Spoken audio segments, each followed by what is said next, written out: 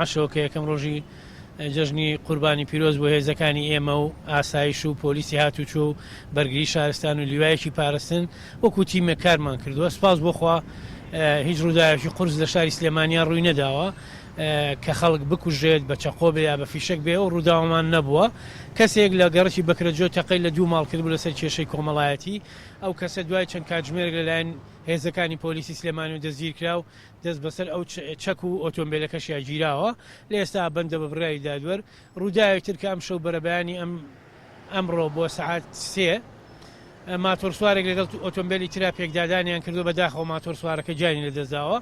ئەوەی کە هەبێت لە شاری سلێمانی ئەم ڕووداوانە بوون بەدەر لە هەندێک شەڕی بینی گەنجەکان کاوانە هەندێکیان نەبوون بە سکاڵا و لە بنکەکانی پۆلیسا خۆیان ئاش بوونەتەوە ڕۆشتون.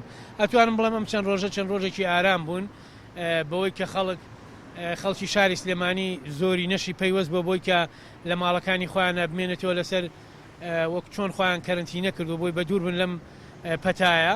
ئەمانە هەمووی هۆکار بوون بۆی کە بتوانین ئەم چەند ڕۆژێکی ئارام بن بۆ شاری سلێمانی.